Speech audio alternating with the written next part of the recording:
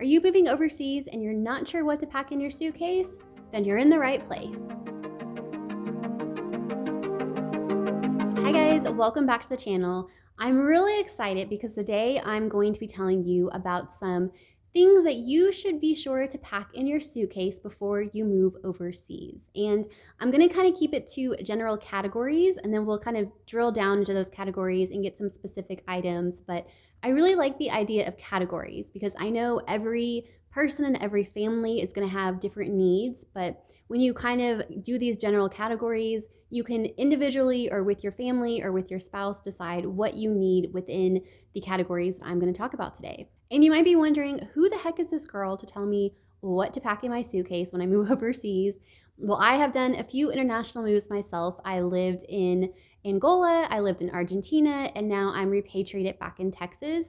I spend my days writing blog posts and creating YouTube videos to help you guys live your best expat life. So the first category we're going to talk about today is clothing. Now, this one might sound a little obvious, but I still think it's important to talk about because even if you're planning on buying all your clothes in your new country, you'll still want to take some basics to get you started. I don't think on day 2 you're going to be going to the mall and trying to buy a whole new wardrobe. So I definitely think it's important for you to take a decent amount of clothes with you when you move overseas. And you also want to consider things like the quality of clothes you can get in your new country and the cost. So when I lived in Angola, I could buy clothes there for sure. There were clothes, but the quality that I was expecting in my clothes and the cost was extremely high in Luanda. So I honestly bought very few pieces. I did buy a few t-shirts there or a few tops, but most of the clothes that I purchased in the US and I took over there in a suitcase. So definitely be sure that if you're thinking about buying all your clothes in your new country, just be aware of the quality of those clothes you're able to buy and also the price of those clothes. You also need to be sure you take articles of clothing with you that are really important or very specific to you. So for me, that would be running clothes. It's really important to me to have specific clothes that are very breathable for while I'm running or exercising, especially running tennis shoes. Those are very important for me to have. And I would always bring those over in my suitcase from the US whenever I needed a new pair. So maybe for you, that's going to be some kind of a school uniform, or maybe your kids, they need a certain dance class outfit, or a soccer jersey. So you'll definitely want to make sure that if you can buy those and if you can't buy those in your new country, that you bring those with you in your suitcase. So I'm going to let you in on a little secret. Do you know how I take so many clothes overseas with me, and blankets and towels and everything else? I use Ziploc airtight bags, and they are amazing. I will stuff them full of all my clothes, full of a whole drawer of clothes, and I will suck the air out with a vacuum cleaner. And they fit perfectly in your suitcase, and you can take so much more with you. You can fit so much more volume when you suck the air out. So definitely a hot tip. I will link some airbags down here in the comments so you can go on Amazon and have some sent to your house. I use them for every single time we came to and from the United States, to and from Angola and Argentina. Ziploc bags literally saved my life. So the next category we're going to talk about is food. And you're probably thinking two things. First of all, Melissa, you talk about food a lot on this channel. That is correct. I do. I like food. The second thing, you're probably wondering, you're moving to a new country, there's tons of food, lots of amazing things to experience, lots of different tastes, and you're excited. Why would you think about packing food? That sounds very counterintuitive. Well, yes and no. Definitely yes to all of those things, 100%. You want to experience the food while you're there. I am more talking about the harder days. So when you start feeling homesick, or whenever you have just a hard day in general, sometimes you really just want some comfort food. And when you're living in a foreign country, their food might not feel like comfort food to you. It actually probably won't, because you haven't been living there your whole life. And so for me, what this really came into play was spices. And it was really important for me to bring a lot of the spices that I used on a regular basis in my suitcase. Of course, don't worry about garlic or salt or pepper. turmeric, any of those basic spices. But if there's anything that you really enjoy, it's gonna be things like fajita seasoning and things like a special curry that I like to have. These are the types of things that I like to take with me. I like to take taco seasoning, those types of things. So if there's certain meals that you enjoy cooking at home that you think maybe I'd like to do this in my new country, or maybe when my family's having a hard day or my kids come back from school and they're having a hard day, I can make them some tacos with that taco seasoning and just make everyone feel a little bit better. That's kind of what I'm talking about when it comes to food in your suitcase. So I just want to give another shout out to Penzeys. They come in these plastic bags. Their seasonings are amazing, and you can kind of manipulate the spices so that it gets really thin and it easily fits in any suitcase. I would take multiple of these with me in each country I lived in, and I still use them obviously now in Texas. So our third category we're going to talk about is technology. And I don't know that technology gets a lot of attention when you are reading other blogs about what to pack and what you need when you live overseas, but it's really important to know that I found electronics abroad much more expensive than I found them in the US. So if you're thinking you're gonna move to a different country, I don't know, let's say Morocco, and you think you're gonna buy a new camera when you get there, or you're gonna buy a new laptop when you get there, I would highly suggest buying it in the United States and taking it with you in your suitcase. I would never recommend buying a new electronic overseas simply because of the pricing. I have found that overseas electronics can be a lot more expensive compared to the United States if you're an American. Now, if you're in a different country, considering moving to a country, it might be a different situation.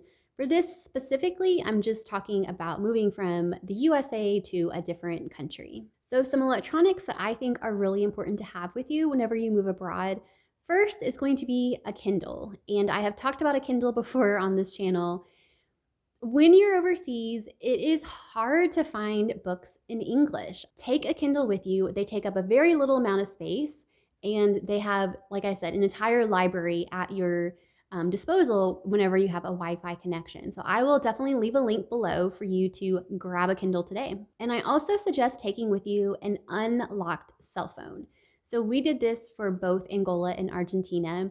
And it's really nice because you can just take the phone with you, and then when you get to your country, you can buy a SIM card and just pop that in your cell phone and you'll be good to go. So finally, when we talk about technology, I want to talk about adapters and converters.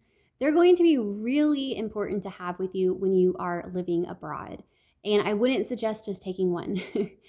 You are going to have multiple appliances and then technology related things. So your cell phone, maybe an iPad, some kind of a tablet, your Kindle, did I already say cell phone? Cell phone, maybe a second cell phone if you have a second one, a laptop. You're going to have multiple things that you're going to want plugged in at one time. And that doesn't even include maybe your hair straightener, maybe your hair dryer, maybe your shaver, appliances in your kitchen. So you really have to think about how many things you're going to have plugged in at once and whether or not it requires an adapter or a converter as well. All right, guys, the next category I want to talk about is comfort.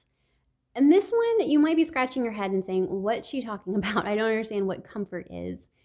I feel like this kind of stuff isn't talked about very often, but I think it's really important because you want to be comfortable in your new home or your new apartment. So an example I always use for this one is when we moved to Angola, we did take bed sheets with us. We put them in those amazing Ziploc bags, sucked the air out of them, and they fit really nicely in our suitcase. And I'm very glad we did because the sheets that were available in Angola, A, they were hard to find, B, they were expensive, and C, the quality of them in my opinion, were not very comfortable. So I was really glad that we had our own sheets with us. We took a few of our own pillows. Again, the Ziploc bags are crucial for pillows as well and blankets.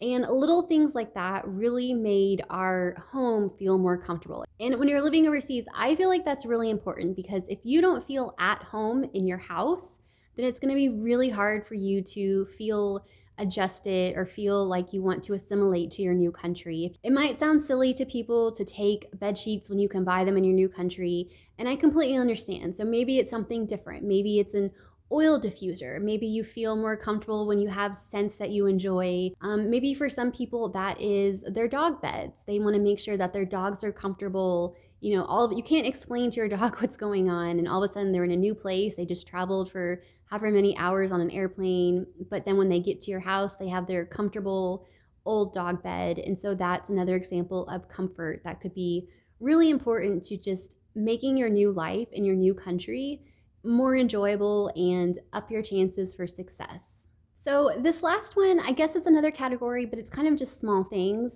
And that's just going to be other essential items. And this can be anything that you deem essential. And the things that I think about for me personally are going to be contacts or contact solution. I like a certain brand of contact solution, and I have tried other brands in the past and they make my eyes a little itchy. So I always made sure I had multiple bottles of a specific contact solution that I liked. Another would be NyQuil and DayQuil. I find that I really enjoy taking NyQuil and DayQuil whenever I get a cold or whenever I get the flu. So it was important for me to have those things. We always had some US medicine with us, maybe Imodium or Pepto. You never know when you're going to eat something funky overseas or the water doesn't quite sit well in your stomach.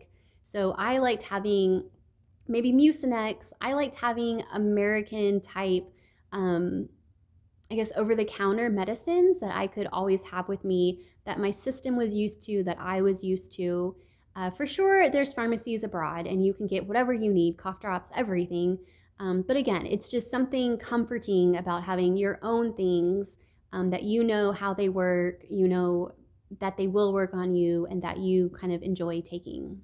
All right, guys, those are all the categories for packing that I have for you. So I really suggest taking those categories and kind of narrowing down within that category what's important to you. So before we go, if you're still here, you have a bonus tip.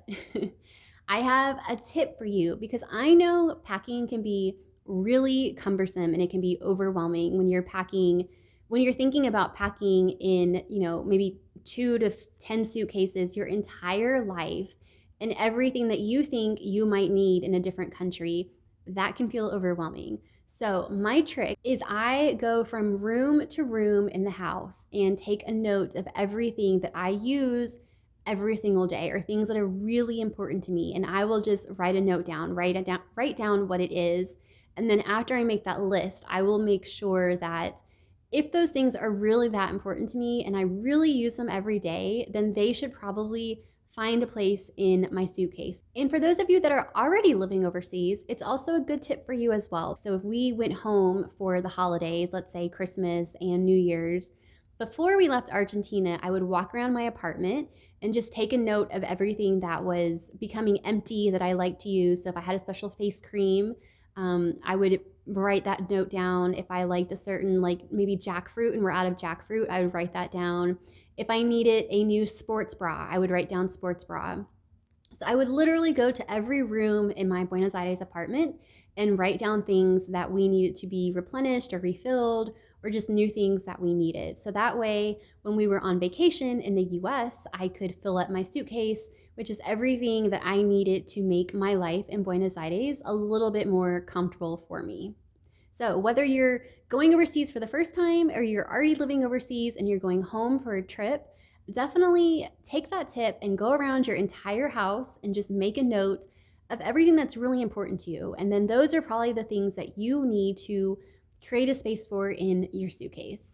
Well, guys, that was the video. I hope it was helpful. I hope when you're packing for your overseas trip, it is a little bit easier now with these categories, and you can kind of go through your house and see exactly what you want to take. And I will see you next week with another expat related video. Bye, guys.